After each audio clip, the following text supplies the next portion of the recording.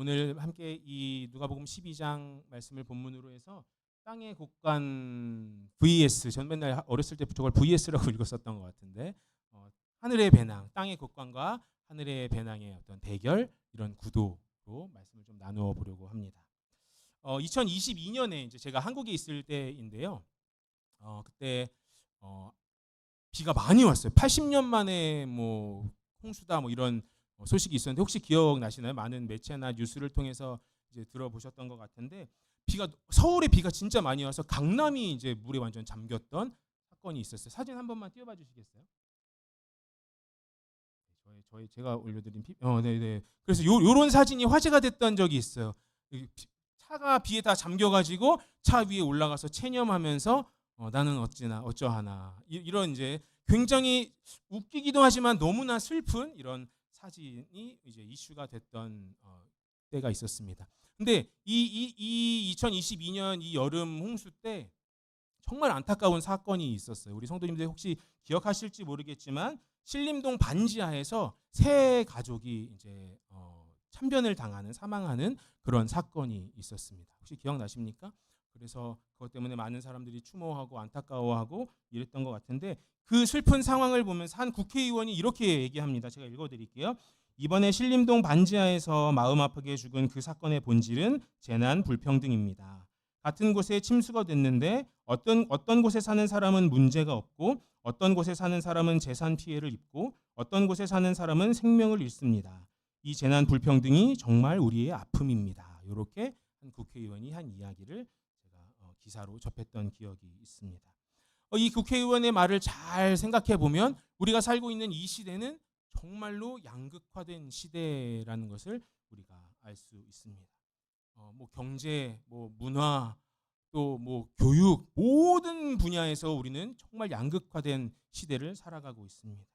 경제적인 것만 봐도 누구는 오늘 뭐 먹지? 이렇게 고민하면서 먹을 게 너무 많고 풍요로운 시대를 살지만, 그 반대로 어느 곳에서는 제발 먹을 것 좀, 제발 마실 것 좀 하는 시대가 바로 우리가 살고 있는 시대입니다. 제가 또 다른 사진 하나만 또 요 차 굉장히 멋있죠? 제가 차를 개인적으로 좀 좋아하는데, 제가 이 작년 기사입니다. 작년 기사를 봤는데, 혹시 이 차 아시는 성도님들 계시나요? 차 좋아하시는 우리 성도님들 계실 거라고 생각하는데, 이 차는 이제 부가티라고 하는 정말 비싼 차를 만드는 회사예요. 우리가 그나마 조금 이름 들어봤던 뭐 람보르기니, 뭐 페라리, 뭐 이런 회사보다 한 단계 더 윗급의 차를 만드는 뭐 하이퍼카라고 하는 그런 차를 만드는 차입니다. 이 차가 아직 출시가 안 됐어요. 내년 2026년도에 이제 출시할 예정인데, 총 250대만 한정 지어서 판매한다고. 이 차 총 250대만 딱 만든다고 합니다. 이 차 가격 얼마일 것 같으세요? 이 차 한 대 가격 얼마일 것 같으십니까? 손 들고 질문에 대답해 주시는 성도님께 전심으로 박수와 땡큐의 말씀을 전하겠습니다. 혹시 한번 그냥 대충 이 정도 할 것 같아요. 한번 혹시 달러로 말씀하시면 곤란하니까 원화로 없으세요? 얼마 정도 할 것 같으세요? 우리 정선아 사모님 얼마 정도 할 것 같으세요? 오늘 아침에 아내가 내 얘기 하지 마세요 이랬는데 저한테 그 얘기 안 하는 대신 질문을 드립니다. 얼마 정도 할 것 같으세요? 얼마요? 300억. 와. 30억, 300억. 제가 이 차 가격이 유로로 나와 있어요. 380만 유로래요. 그래서 제가 이걸 오늘 아침에 제가 이거 환율로 계산해 보니까 얼마냐면 610만 달러 정도 됩니다. 610만 달러. 한국 돈으로 한 61억 정도 된대요. 이 차 한 대가 61억 정도 되고, 이 차 기본 가격이 61억입니다. 기본 가격이. 여기에 뭐 내가 원하는 색깔을 넣고 내가 원하는 뭘 넣고 하면 70억, 80억도 되는 차가 바로 이 차. 그런데 더 놀라운 게, 이 차 아까 250대 한정 판매라고 했죠? 아직 출시도 안 됐습니다. 그런데 놀라운 건 뭐냐면 이 차가 벌써 다 팔렸어. 다 팔렸어. 혹시 우리 성도님들 중에 이 차 사려고 계획하시는 성도님 계십니까? 제가 다 팔렸다는 안타까운 소식을 전합니다. 네, 사고 싶어도 살 수가 없는 차가 돼버렸어요. 250대가 이미 아직 출시도 안 된 70억짜리, 60억짜리 차가 이미 다 팔려버렸습니다. 도대체 어떤 사람들이 이런 차를 사는 걸까? 저같이 궁금해하는 사람들을 위해서 어떤 조사기관에서 조사를 했어요. 이런 차를 어떤 사람들이 사는가 봤더니 이런 차를 사는 사람들의 평균 재력은 개인 소유 차량 42대, 42대, 개인 비행기 1대, 개인 요트 1대, 헬리콥터 3대, 집은 4채 이상. 뭐 집 4채 이상이라도 뭐 투베드, 투베스, 뭐 콘도 이거 4개 이런 거 아니겠죠. 막 엄청 막 추신수 집 같은 그런 집 4채 이상을 갖고 있는 사람이 이런 차를 산다고 해요. 우리가 잘 알고 있는 축구 선수 호날두라고 하는 그 아주 유명한 그 축구 선수가 요 회사의 차를 굉장히 좋아하는 것으로 제가 알고 있습니다. 정말 상상도 할 수 없는 부를 가진 사람들이 이 땅에는 참 많이 있는 것 같아요. 250대가 이미 다 팔려버렸다. 저는 또 하나의 기사를 봤습니다. 월드비전이라고 하는 이 구호단체를 통해서 열심히 봉사하고 활동하는 김혜자 우리 배우 아시죠? 김혜자 씨에 대한 기사였는데 이 김혜자님은 특히 아프리카에 굉장히 관심이 많았던 것 같아요. 그래서 그 기사 제가 본 기사를 요약하면 이렇습니다. 그 김혜자님은 아프리카에 다녀오면 늘 이렇게 생각한다고 해요. 한동안 밥을 못 먹는데 내가 이렇게 좋은 밥을 먹어도 되나? 내가 이렇게 좋은 집에서 이렇게 따뜻한 물을 펑펑 쓰면서 이렇게 편안한 잠자리에서 내가 이렇게 살아도 괜찮은가라고 생각하면서 며칠 동안은 잠도 잘 못 잔다고 하는 그런 기사를 보았습니다. 그러면서 이 김혜자님이 자신이 처음 에티오피아라고 하는 곳에 갔을 때 일주일 내내 눈물만 흘렸다라고 이렇게 적혀져 있었습니다. 그리고 김혜자님이 쓴 이 꽃으로도 때리지 말라라고 하는 책이 있는데 그 책에 뭐라고 말하냐면 그 해에 내가 흘린 눈물만 모아도 에티오피아에는 가뭄이 없었을 것이다. 이렇게 말하고 있습니다. 우리 사진 한번 다른 사진 아마 김혜자님이 아프리카에서 봤던 광경들은 이런 광경들이었을 것 같아요. 또 하나 조금 충격적인 사진이지만 이런 모습이었을지도 모르겠습니다. 누구는 70억짜리를 그냥 사고 누구는 먹을 것이 없어서 저렇게 말라가는 시대. 아주 극단적인 두 개의 기사를 봐도 저희가 알 수 있는 것은 무엇이냐면 우리가 살고 있는 이 시대는 이미 정말 너무나도 양극화되어 있는 시대다라는 것을 우리가 알 수 있습니다. 이 양극화된 시대에 하나님께서 우리에게는 무엇을 요청하시는가? 우리에게는 무엇을 요구하시는가? 라는 말씀을 함께 나누어 보려고 합니다. 오늘 우리가 함께 읽었던 누가복음 12장 33절과 34절 말씀 앞부분에 13절에서부터 21절까지는 한 부자 농부의 비유가 이제 등장합니다. 한 부자 농부의 비유인데 어느 날 한 사람이 예수님께 나와서 이제 요청을 하는 거예요. 우리 13절 우리 같이 감사합니다. 우리 같이 읽어보겠습니다. 시작. 무리 중에 한 사람이 이르되 선생님 내 형을 명하여 유산을 나와 나누게 하소서 하니 이스라엘 율법에 따르면 이제 첫째 아들이 다른 아들들보다 조금 더 유산을 많이 갖는 것 같아요. 그런데 오늘 이 성경 말씀을 보니까 이 사람이 아마 그 유산 분배에 좀 문제가 있었던 것 같아요. 우리나라에도 유산 분배 문제 정말 많지 않습니까? 그런 문제가 이때 이 시대에도 있었던 것 같아요. 그래서 예수님께 와서 청하는 거예요. 나 좀 도와주세요. 이거 다시 좀 나누고 나도 조금 더 많이 갖게 좀 도와주세요. 이렇게 예수님께 온 것 같아요. 예수님이 이렇게 대답하십니다. 우리 14절도 함께 읽겠습니다. 시작. 이르시되 이 사람아 누가 나를 너희의 재판장이나 물건 나누는 자로 세웠느냐 하시고 예수님의 이 말만 들으시면 예수님이 분배의 문제에 별로 관심이 없는 것 같이 이제 느껴집니다. 그런데 그렇지 않아요? 우리 15절도 함께 읽습니다. 시작. 그들에게 이르시되 삼가 모든 탐심을 물리치라 사람의 생명이 그 소유에 넉넉한 데 있지 아니하니라 하시고 15절을 보면 지금 예수님께서는 이 분배의 문제보다 더 근원적인 문제, 이 소유에 대한 문제에 대해서 관심이 있으신 걸 알 수 있어요. 이 소유에 대한 문제가 해결되지 않으면 이 분배의 문제는 아무리 노력해도 해결될 수 없다라는 것을, 이 집착의 문제가 해결되지 않으면 아무리 애써도 이 분배의 문제에서 자유로울 수 없다라는 관심을 예수님께서 보이고 있는 것입니다. 예수님께서 그리고 나서 이제 한 부자의 농부의 이야기로 이제 그 예화로 그 비유로 이제 이야기를 이어가십니다. 우리 16절과 17절도 한번 읽어보겠습니다. 시작. 또 비유로 그들에게 말하여 이르시되 한 부자가 그 밭에 소출이 풍성하매 심중에 생각하여 이르되 내가 곡식 쌓아둘 곳이 없으니 어찌할까 하고. 아멘. 한 부자 농부가 있었어요. 열심히 농사를 지은 것 같아요. 부자니까 땅도 컸겠죠. 근데 어느 날 진짜 대박이 난 겁니다. 엄청나게 많은 곡식을 거둔 거예요. 그런데 이게 고민거리가 돼요. 그 많은 곡식들을 다 담아둘 곳간이 없는 거예요. 창고가 없는 거예요. 그래서 고민하기 시작하는 거예요. 이거 어떡하지? 이 많은 거 내가 얻어서 너무 행복하긴 한데 이거 어떡하지 고민하는 겁니다. 그러다가 이 부자 농부가 아주 좋은 생각을 합니다. 우리 18절 함께 읽겠습니다. 누가복음 12장 18절 함께 읽습니다. 시작.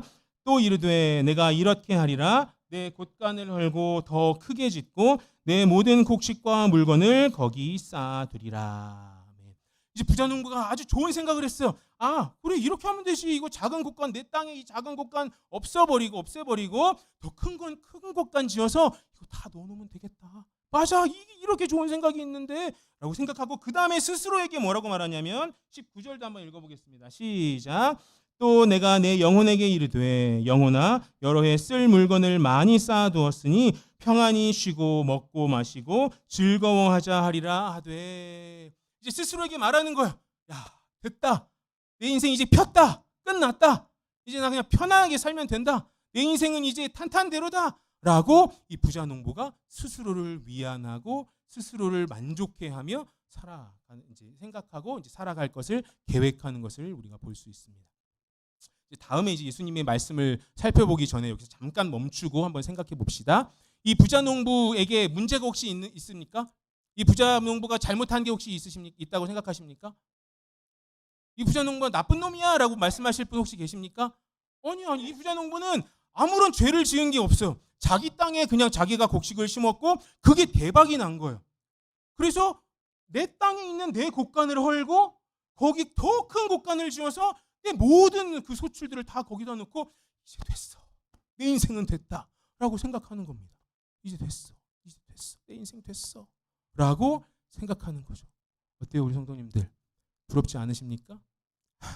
우리 모두가 꿈꾸는 우리 모두라고 얘기하니까 약간 우리 몇 분의 성도님들이 표정이 약간 일그러지시는 것 같은데 몇몇 분들이 저를 포함한 몇몇 분들이 꿈꾸는 어떤 그런 삶의 모습이 바로 이 부자 농부가 경험하게 된 삶의 모습입니다. 이제 됐어. 내 인생 폈다. 이제 끝났다. 이제 그냥 떵떵거리면서 살자. 이제 자유롭게 살자. 이제 마음껏 여행 다니면서 살자. 일은 안 해도 되겠지 라고 생각하면서 살아가는 것이 바로 이 부자 농부의 마음입니다. 문제될 것이 전혀 없습니다. 부럽기까지 한 인생이 바로 이 부자 농부죠. 그런데 예수님께서는 이 부자 농부를 어떻게 평가하시냐면 우리 20절을 한번 읽어보겠습니다. 같이 읽습니다. 시작. 하나님은 이르시되 어리석은 자여 오늘 밤에 내 영혼을 도로 찾으리니 그러면 내 준비한 것이 누구의 것이 되겠느냐 하셨으니. 예수님께서는 지금 이 비유에 하나님을 등장시켜서 이 부자 농부를 뭐라고 말하냐면 어리석다고 말해요. 어리석다뇨. 이렇게 부럽고 이렇게 놀라운 이 행복한 사람을 어리석다뇨 라고 말하고 싶은 것이 바로 저의 심정입니다. 도대체 하나님께서는 이 부자 농부를 왜 어리석다 말씀하시느냐. 우리 그 대답을 21절을 통해 알 수 있는데 우리 같이 21절도 다시 한번 읽어보겠습니다. 시작. 자기를 위하여 재물을 쌓아두고 하나님께 대하여 부요하지 못한 자가 이와 같으니라. 예수님께서 이 부자 농부에게 넌 어리석은 자야 라고 말씀하신 이유는 그가 죽으면 이것이 다 쓸모없기 때문이 아니라 자기 삶만 생각하고 하나님의 마음에는 관심이 없었기 때문에 어리석은 자다라고 말씀하고 있는 것을 볼 수 있습니다. 표준 새번역에는 이것을 하나님께 대하여 부요하지 못했다 이걸 어떻게 표현하고 있냐면 하나님께 인색했다라고 말하고 있어요. 그러니까 너는 너에 대해서만 그런 마음을 품고 하나님을 향해서는 그런 마음을 갖지 않으니 너는 어리석은 자다라고 말씀하고 있는 것입니다. 그 당시엔 사람들이 다 잘 먹고 잘 살았겠습니까? 지금처럼 그렇게 양극화된 사회가 아니었겠습니까? 그렇지 않았을 거예요. 그 당시에도 가난하고 소외된 사람들이 많았을 것입니다. 그런데 하나님께서는 그런 사람들에게 관심이 있는 하나님의 마음에는 도무지 관심을 두지 않고 너의 마음에만 관심을 쏟고 너의 땅의 곳간에만 온통 마음을 쏟고 있으니 너는 어리석은 자다라고 하나님께서 말씀하고 있는 것입니다. 과연 이 땅의 곳간에만 몰두하는 이 부자 농부의 삶이 이 부자 농부의 삶의 모습 모습이다. 그 사람만의 모습이다라고 우리가 말할 수 있겠습니까? 그렇지 않아요. 우리 누구에게나 말할 수 없겠지만 우리 스스로를 돌아보면 우리 안에 이 부자 농부에게 있는 땅의 곳간 하나쯤은 다 가지고 있는 것이죠. 이 부자 농부가 갖고 있는 이 부자 농부의 이 땅의 곳간, 새로운 큰 곳간은 우리의 소유욕을 상징합니다. 우리의 소유욕은 매우 커요.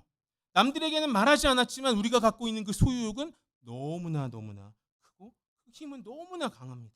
그래서 이 세상의 사람들은, 이 시대의 사람들은 온통 자신의 그 땅의 곳간에만 매몰되고 몰두하고 있는 것입니다. 그래서 다른 사람들을 볼 겨를이 없어요. 우리는 어떻습니까? 일용할 양식에 감사합니까? 그렇지 않아요. 우리는 어때요? 1년 용할 양식을 기대합니다. 10년 용할 양식을 기대하고 내 자손대대로 평생 용할 양식을 기대하며 사는 것이 바로 우리들이라 그러면 또 화내실 성도님들 계시려나? 저의 모습이고 몇몇 분들의 모습이 아닐까 생각해 봅니다. 우리가 이 땅의 곳간에 매몰되고 몰두되어 있다면 여전히 우리도 이 부자 농부와 같이 하나님 앞에 어리석은 사람이다라는 평가에서 자유로울 수가 없는 것입니다. 예수님께서는 이 비유의 말씀을 하시고 오늘 본문 말씀을 하시는 거예요. 우리 다시 한번 오늘 본문 말씀을 읽어보도록 하겠습니다. 누가복음 12장 33절 34절 함께 읽습니다. 시작. 너희 소유를 팔아 구제하여 낡아지지 아니하는 배낭을 만들라. 곧 하늘에 둔 바 다함이 없는 보물이니 거기는 도둑도 가까이 하는 일이 없고 좀도 먹는 일이 없느니라. 34절이요. 너희 보물 있는 곳에는 너희 마음도 있으리라. 아멘. 지금 예수님께서는 이 부자 농부 이 땅의 곳간에 대응하는 하늘의 배낭이라는 것을 제시하십니다. 하늘의 배낭은 이 땅의 곳간과 다릅니다. 이 땅의 곳간은 자기 자신만을 위한 것이라면 하늘의 배낭은 하나님을 향한 마음. 하나님의 마음을 알고 그 마음대로 행하는 삶을 통해서 채워지는 것이 바로 하늘의 배낭인 것입니다. 땅의 곳간은 불의의 사고로 사라질 수 있지만, 피해 볼 수 있지만 하늘의 배낭은 한번 채워지면 결코 사라지는 법이 없는 것이 바로 하늘의 배낭입니다. 하나님께서는, 그리고 우리 예수님께서는 땅의 곳간에만 몰두되어 있는 우리에게 이제는 거기서 시선을 돌려서 하나님께로 그 시선을 돌리고 땅의 곳간을 허물고 하늘의 배낭을 만들라라고 우리에게 요청하고 있는 것입니다.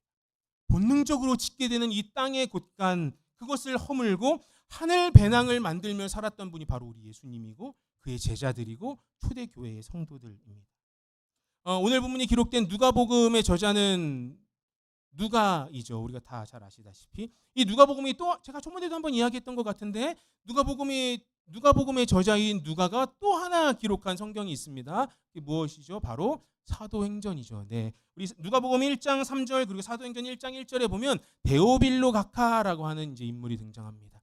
그래서 이 누가가 이 누가복음과 사도행전을 통해서 데오빌로 가카라고 하는 사람에게 아마 예수님에 대해서 또 그 위에 성령의 충만함을 받은 이 초대교회 그리고 사도들에 대해서 가르쳐주고 그 안에 이제 믿음을 이제 갖게 하는 방법으로 아마 이 누가복음과 사도행전을 적었을 것이다. 우리가 그렇게 이해하고 있습니다. 그런데 여기 데오빌로 가카라고 되어 있어요. 가카라고 하는 이 표현만 봤을 때 이 데오빌로라고 하는 사람은 꽤나 부자였던 것 같아요. 그리고 아마 그가 살고 있던 그 지역에 꽤 괜찮은 제가 지금 이 단어를 사용하려고 그랬는데 우리 김유지 권사님이 딱 눈에 띄었고 한 그 지역이 유지였을 것 같아요. 죄송합니다.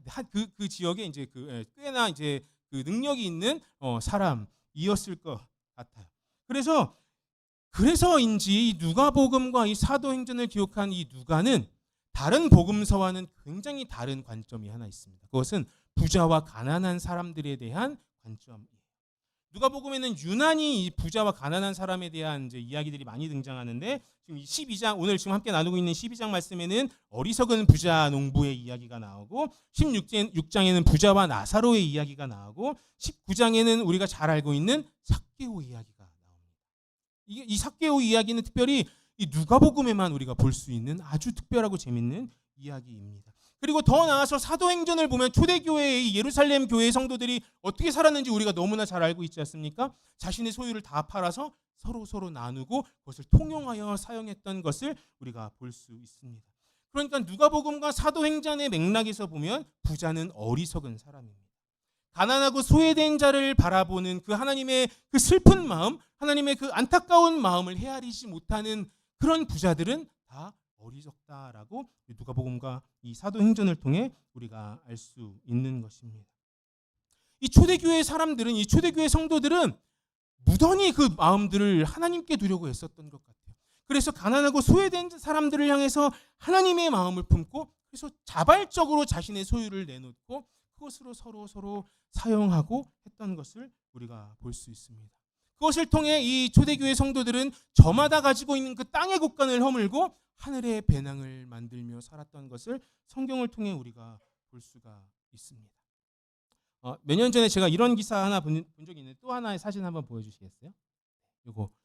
요 요트 엄청난 요트인데, 우리가 잘 알고 있는 빌 게이츠라고 하는 사람이 이 요트를 일주일 동안, 이 요트가 그 사람 건 아니고 일주일 동안 요 요트를 빌렸대요. 자꾸 돈 얘기해서 죄송한데, 요 요트 일주일 동안 빌리는데 얼마 들었을 것 같으세요?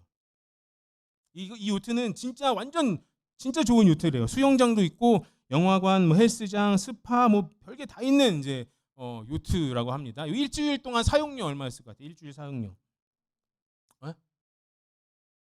일주일 사용료 50억이었대요. 50억. 그러니까 하루에 7억 주고 요트를 빌려서 살았던 거예요. 그런데 빌 게이츠가 재산이 엄청나게 많지 않습니까? 이 기사가 꽤 오래전 기사인데, 이때 빌 게이츠 재산이 한 70조 정도 됐다고 해요. 70조 정도 된 사람이 일주일에 한 50억 정도 썼으면 진짜 검소하다, 뭐 이런 기사의 내용이었어요. 저는 가늠이 안 되는 거예요. 70조에서 50억 쓰면 얼마 정도 되는 거지? 이제 이 정도 이제 저는 계산이 안 되니까 좀 가늠을 못 잡고 있던 저를 위해서 기사 말미에 이제 저 같은 사람을 이렇게 위해서 배려의 기사가 되어 있어요. 뭐라고 말하냐면 74조인 빌 게이츠가 일주일에 50억을 휴가에 사용했다는 것을 쉽게 말하면 10억을 가진 사람이 일주일 휴가 비용으로 7, 8만 원 사용한 것이다. 10억을 가진 사람이 7, 8만 원 정도 사용한 것이다. 그리고 나서 이 기사 말미에 뭐라고 말하냐면 의외로 소박한 빌 게이츠. 이렇게 이제 기사를 마무리하는 장면을 볼 수 있었습니다. 아주 자소석 굉장히 좀 그런 이야기가 그 안에 있는 것이죠. 이곳에 계신 우리 성도님들 중에 이 빌 게이츠와 같은 부자가 있지는 않으실 것 같아요. 혹시 계시면 저한테 귀뜸 좀 해주세요. 네. 안 계실 거. 하지만 두려운 것은 무엇이냐면 그와 같은 땅의 곳간이 우리 안에 있을까 하는 것이죠. 그와 같은 땅의 곳간, 그런 기대가, 그런 어떤 부자가 되고 그러니까 부자라고 한정지어서 표현하지만 그것은 이제 어떤 이 땅의 곳간을 이제 좀 더 우리 성도님께서 이해하기 쉽게 제가 표현하는 것입니다. 이 땅의 곳간에 한정되어 그 땅의 곳간을 갖고 있는 우리들의 모습이 저는 너무나 두렵고 떨리는 것이죠. 이 땅의 곳간이 있는 것 그 자체로 문제가 됩니다. 그 땅의 곳간이 가득 차 있건 텅 비어 있건 문제가 되지 않습니다.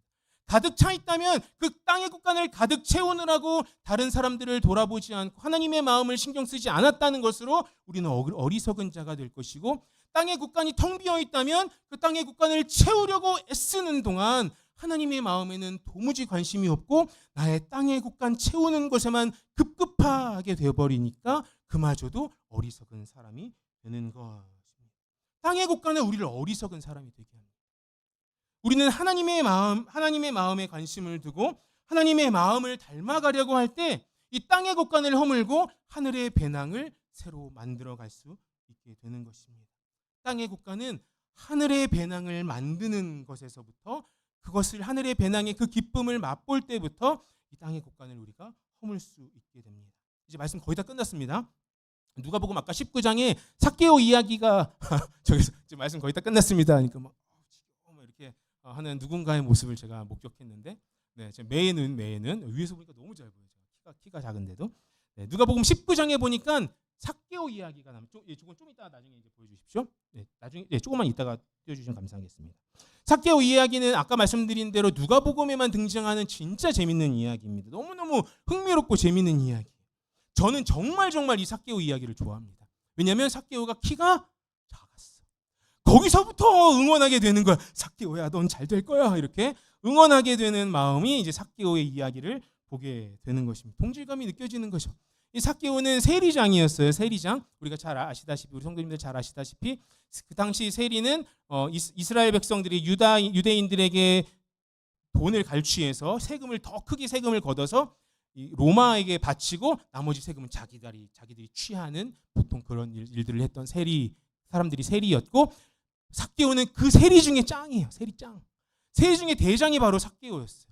그러니까 이 삭개오는 온통 땅의 곳간에만 몰두하는 대표적인 사람이 바로 이 삭개오라고 하는 사람이었습니다. 그래서 어느 날 이 삭개오가 사는 여리고라고 하는 지역에 예수님이 온다는 거예요.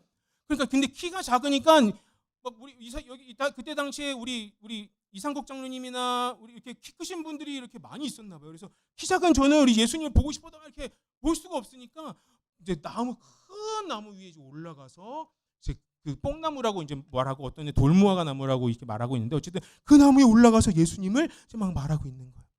보고 있는 거예요. 그랬더니 예수님이 이 삭개오를 알아보고 삭개오야 내려와라. 그리고 뭐라고 말씀하십니까? 내가 너희 집에 유하여야겠다라고 말씀하세요. 그 모습을 본 그 주변의 사람들이 뭐라고 평가하냐면, 저 사람이 죄인이랑 같이 먹고 마시려고 한다. 저 예수라는 자가 죄인이랑 같이 지내려고 한다라고 손가락질하고 아주 나쁘게 평가하는 것을 볼 수 있습니다.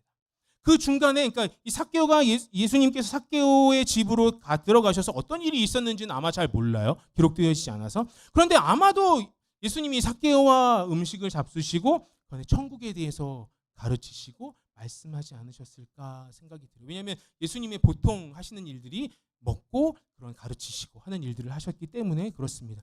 그 결과가 어떠하냐면, 우리 아까 말씀 띄워주셨던 누가복음 19장 8절 우리 한번 같이 읽어보겠습니다. 누가복음 19장 8절 같이 읽습니다. 시작. 삭개오가 서서 주께 여짜오되 주여 보시옵소서, 내 소유의 절반을 가난한 자들에게 주겠사오며 만일 누구의 것을 속여 빼앗은 일이 있으면 내 갑절이나 갚겠나이다. 삭개오는 우리가 알고 아까 말씀드렸듯이 세리장이었어요. 매국노였고 손가락질 받는 사람들이었어요. 땅의 곳간에만 몰두하고 땅의 곳간만 어떻게든 채우려고 애쓰던 사람이었습니다. 그런데 이 삭개오가 예수님을 만나고 뭐라고 말합니까? 내 소유의 절반을 가난한 사람들에게 나누어 주겠습니다. 이건 그냥 나 돈 많으니까 절반 나눠서 가난한 사람 나눠줄게요. 예수님 말씀 너무 재밌네요. 제가 그렇게 해볼게요 하는 게 아니에요. 이 삭개오의 이 고백은 뭐냐면, 나는 이제 땅의 곳간을 허물고 하늘의 배낭을 만드는 사람이 되겠습니다 하는 믿음의 고백입니다. 예수님을 만나고 예수님의 그 천국에 대한 그 복음을 듣고 이 삭개오가 어떻게 변화되냐면, 땅의 곳간을 허물고 내 소유의 절반을 가난한 사람들에게 나누어 주겠습니다 라고 고백하는 하늘의 배낭을 세우는 사람이 바로 삭개오가 되는 거예요. 삭개오는 친구가 없었을 거예요. 다 손가락질하는데 누가 그와 함께 어울립니까? 그러니까 삭개오는 더더욱 땅의 곳간에만 몰두할 수밖에 없었을 것입니다. 그런데 그 삭개오가 이제는 땅의 곳간을 허물기 시작합니다. 예수님을 만나고 예수님의 그 은혜와 그 사랑을 경험하니까 그가 하늘의 배낭을 만들어가기 시작하는 것을 볼 수 있습니다. 이 삭개오에 대한 평가가 이렇게 됩니다. 누가복음 19장 9절과 10절 같이 읽습니다. 같이 읽게 제가 없나요? 네, 제가 읽어드릴게요. 9절과 10절. 예수께서 이르시되 오늘 구원이 이 집에 이르렀으니 이 사람도 아브라함의 자손이미로다. 인자가 온 것은 잃어버린 자를 찾아 구원하려 함이니라. 아멘. 삭개오는요 이제 구원받은 사람의 반열에 오르기 시작합니다. 땅의 곳간을 허물고 하늘의 배낭을 만들어가기 시작하니까 손가락질 받던 그 삭개오에 대한 평가가 이제는 구원을 받은 아브라함의 자손이라는 놀라운 평가로 바뀌는 것을 우리가 볼 수 있습니다. 그 다음에 이야기는 어떻게 됐는지 몰라요. 하지만 진짜 삭개오는 자신의 절반을 팔아서 가난한 사람들에게 나누어 주었을 것입니다.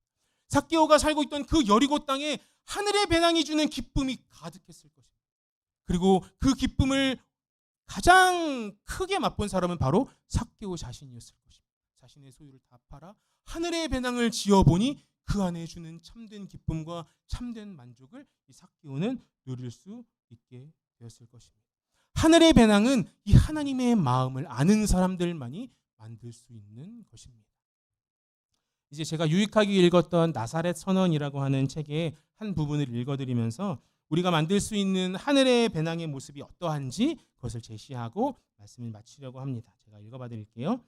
마치 두렙돈을 들인 과부처럼 하나님께 향한 전심의 헌신, 힘겨운 시간을 지니고 있는 이웃을 위해 기꺼이 내어놓는 사랑의 손길, 세상의 시선과 상관없이 누군가를 살리기 위해 흘리는 묵묵한 땀, 삶의 무게에 짓눌려 웃음을 잃은 사람 곁에 조용히 다가가 손을 꼭 잡아주는 따스한 온기, 그리고 세상에 홀로 남겨졌다고 느끼는 이에게 당신은 혼자가 아닙니다라는 희망의 메시지를 전하는 깊은 눈빛, 바로 이것이 하나님의 마음을 품고 그분의 사랑을 세상에 흘려보내는 삶입니다.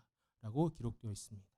사랑하는 캘거리 영락교회 성도님들, 저는 이 책의 저자가 말하는 이것이 바로 우리가 땅의 곡간을 허물고 하늘의 배낭을 만드는 것이라고 믿습니다. 이곳에 모인 우리 모두가 하나님의 마음에 관심을 갖고 하나님의 그 사랑에 관심을 갖고 그 하나님의 그 마음에 몰두하고 땅의 곡간을 허물어 하늘의 배낭을 만드는 그런 은혜가 그런 기쁨과 소망이 우리 안에 있기를 간절히 축복합니다. 이 시대는 아까 말씀드렸듯이 완전히 양극화된 시대입니다. 이 시대는 온통 땅의 곡간에만 매몰되고 몰두하며 살아가는 시대입니다. 그러나 이곳에 모인 우리만큼은 그 땅의 곡간을 허물고 하늘의 배낭을 만들어가는 그런 놀라운 역사가 있기를 간절히 축복합니다. 기도하겠습니다. 하나님 감사합니다. 우리 안에 일하시는 우리 주님을 기대합니다. 하나님, 우리들의 삶을 볼 때 우리가 하나님을 사랑한다 말하고 또 하나님을 찬양한다 말하고 또 하나님을 예배한다 말하고 하나님을 믿는다고 말하지만 여전히 우리의 마음속에는 우리들이 가지고 있는 땅의 곳간들이 있음을 고백합니다. 하나님, 이 시간 우리가 우리의 땅의 곳간을 허물고 하늘의 배낭을 세우는 그런 하나님의 백성들 되기를 원합니다.